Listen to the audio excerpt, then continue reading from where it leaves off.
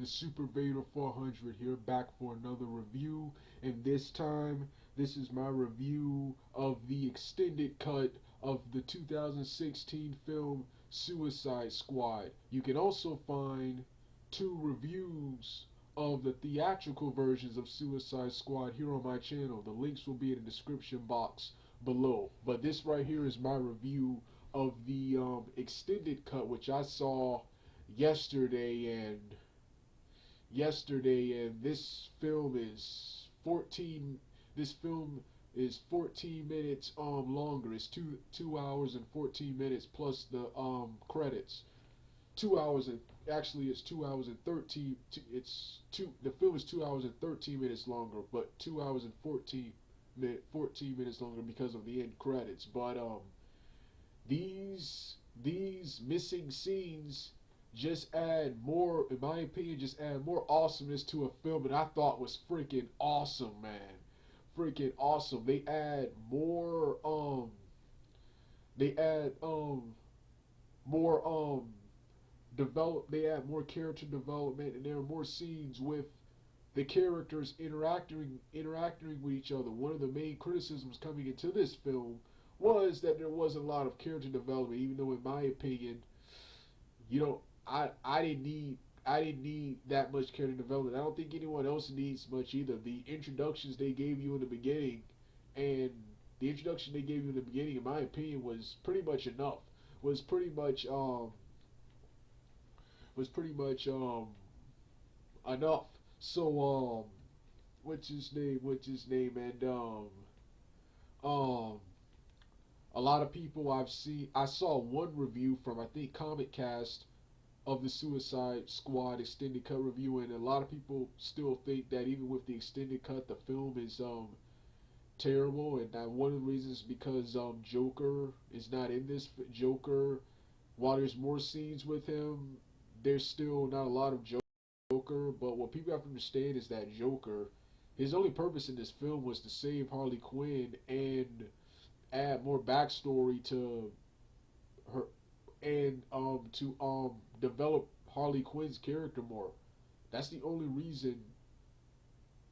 That's the only reason Joker is even in this film. He's not the main villain. The Enchantress is the main villain of Suicide Squad. Suicide Squad. But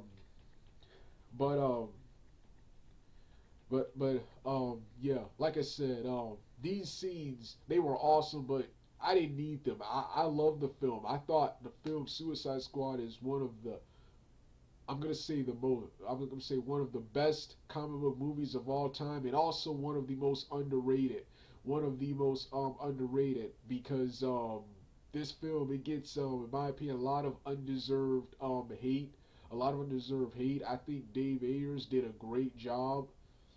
The only problem I have with the film is that Warner Brothers, the studio, didn't let David Ayers stick to his final vision of what the film should be, and that's interfering and ruining DC extended universe films big time, big time.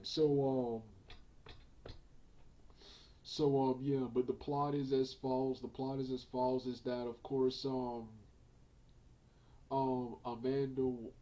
Waller pitches an idea to assemble a team of the worst criminals of all time: Deadshot, Harley Quinn, Slipknot, Captain Boomerang, Killer Croc, and of course El El Diablo, a team accompanied by Rick Flag and Katana, the only one who's not a criminal, to do missions for her, one of the beings, Enchantress, who inhabits the body of Dr.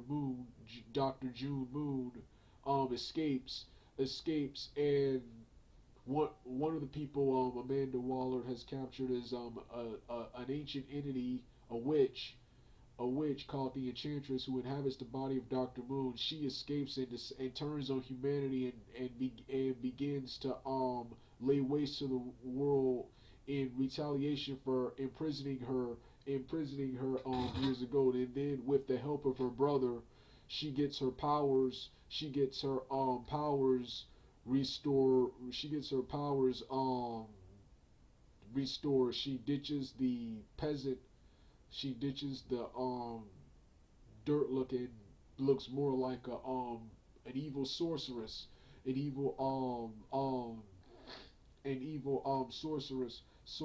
And at first the Suicide Squad, they're the the the criminals Deadshot and the rest of them think they're rescuing people, think they're fighting terrorists and rescuing people. It's not until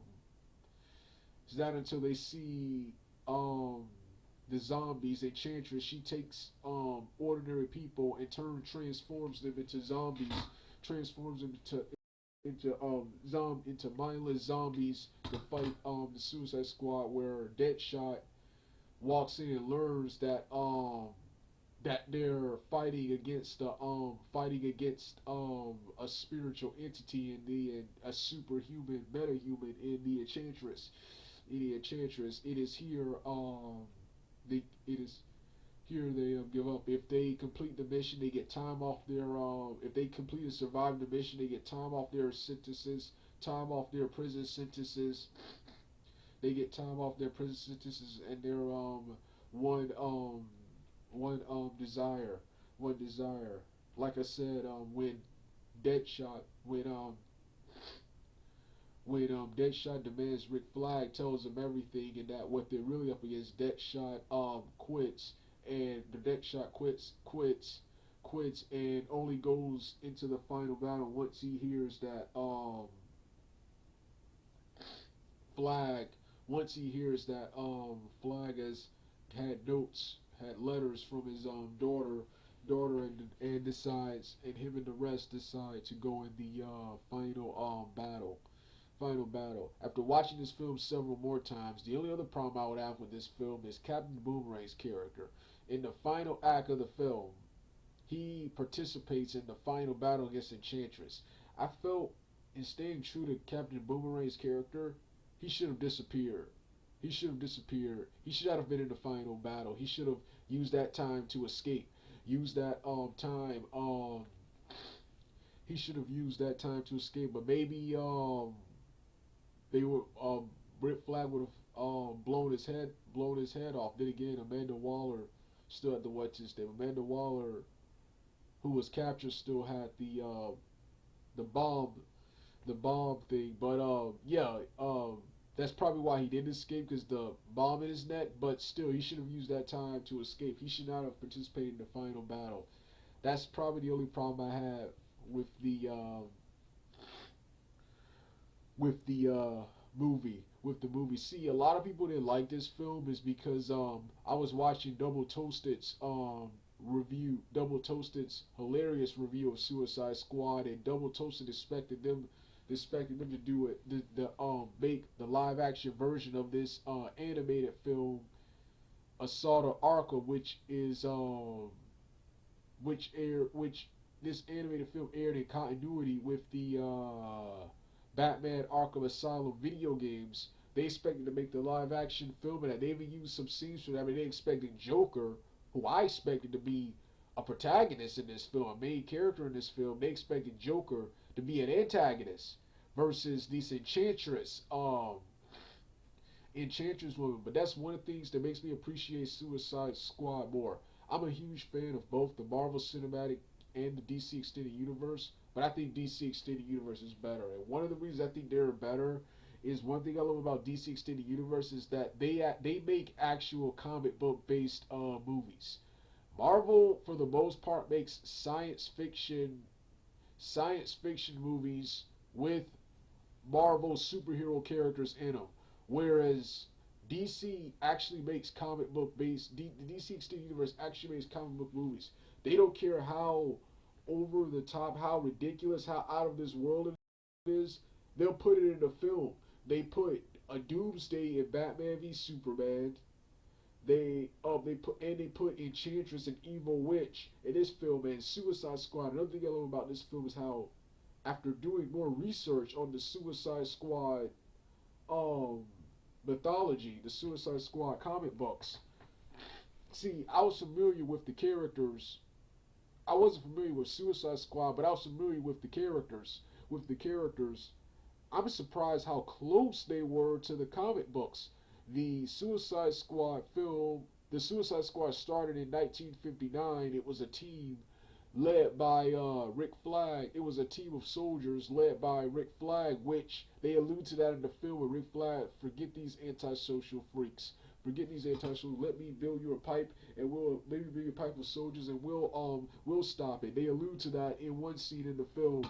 Then of course the the modern versions of Suicide Squad, the 80s version, and of course the New 52, which is what this film is based on. There are various members of the Suicide Squad in the comic books, but the two main members are Deadshot and Captain Boomerang. Captain Boomerang and Deadshot, who is historically a villain in the comic books in a foe of Batman, is slowly and slowly, as you can see, becoming an anti-hero, which you saw in this film. So I love how spot on with this film. You got Harley Quinn, spot on with her portrayal. You got um what was her name again? The actress. Hold on.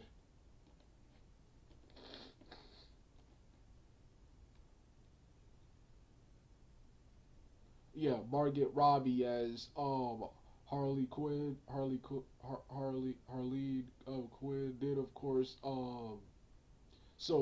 yeah, she was spot on with her portrayal from the animated series, calling Joker Puddin and calling him Mr. J, calling him Mr. J. She was spot on um with her character, Then of course everyone else did great too. Every actress in this film did a good job. With my opinion, the MVPs being Will Smith, Deadshot's character, Jesse Hernandez's Cheeto Santana, El Diablo character, and of course, Joel Kinnaman did a great job as Rick Flag in this film. He was in RoboCop, and in that film, he wasn't all that good. He wasn't all that good. I mean, he was good.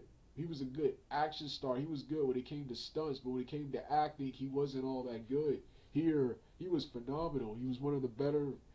Like I said, everyone was great, but it was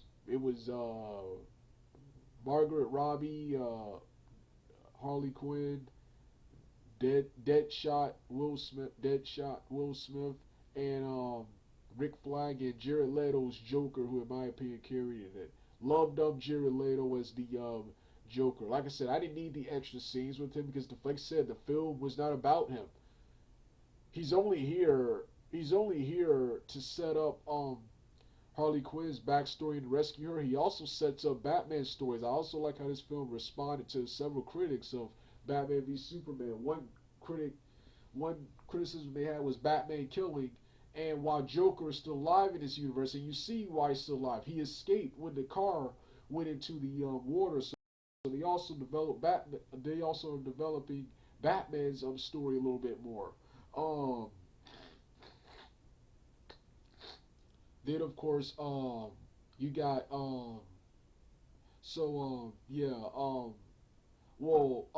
so yeah, like I said, I'm gonna get into the deleted scenes. There's extra scenes where Harley Quinn is interrogating Joker, and Joker says Harley made him forget the last thing that held him to this world, something his last bit of humanity, something like that. Then there's another scene um where Harley Quinn is desperate to get with the Joker after supposedly passing all of her initiations, but Joker still refusing her. She stands in the middle of the road where Joker drives a car. Joker drives a car there. Joker drives a car there during the scene where they interrogate the guy. They interrogate the guy. They interrogate a guy. They interrogate a guy imprisoning Harley Quinn. Harley Quinn. You see a woman who I think is the guy's girlfriend or wife, begging him to do what the Joker says.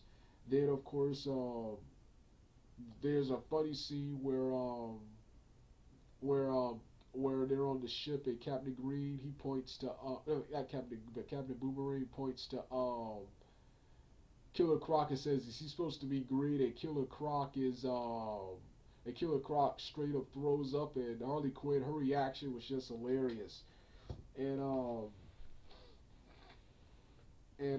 there's more talking scenes with oh yeah before that you have another funny scene where Captain Boomerang not only does he talk to Slipknot and get him killed by escaping but he talks with everyone about trying to escape living up to the Captain Boomerang character. He's a scumbag, he's the one with no honor, so more characterization and more development for these characters. Then he tries to talk to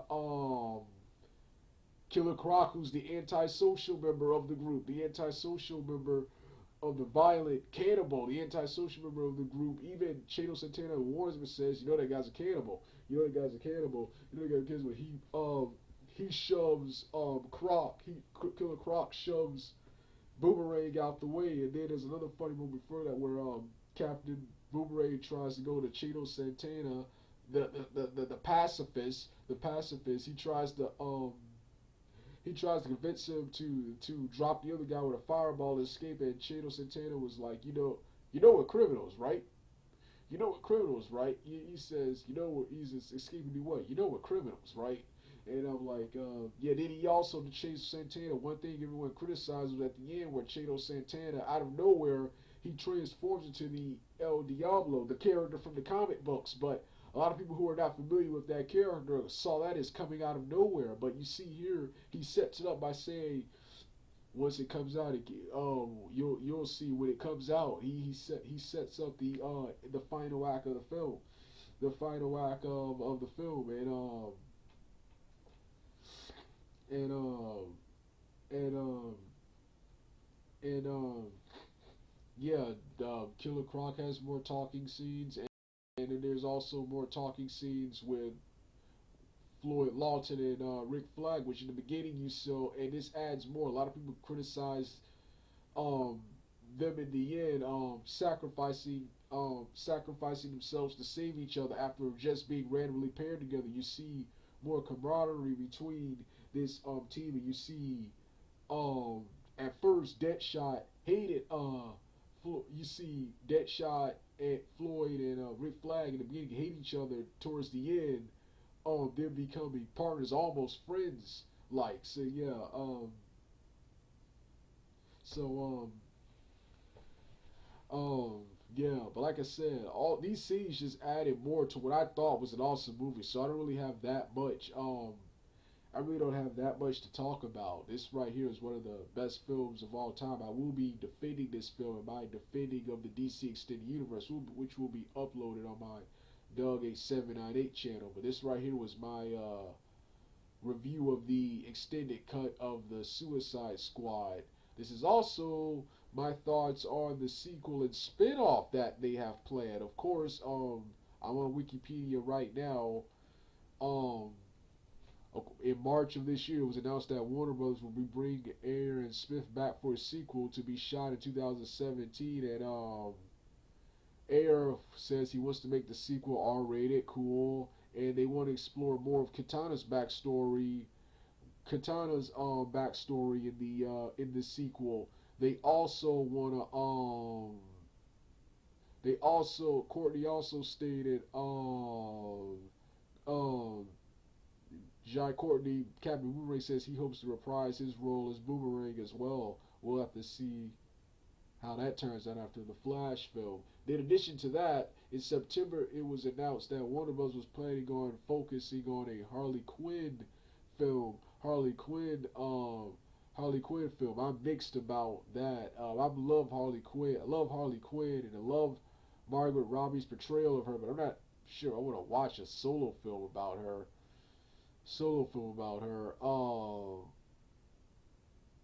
And her and later that year, later this year, Hollywood Reporter has revealed that Iron will direct the film. Now it's officially called Gotham City Sirens.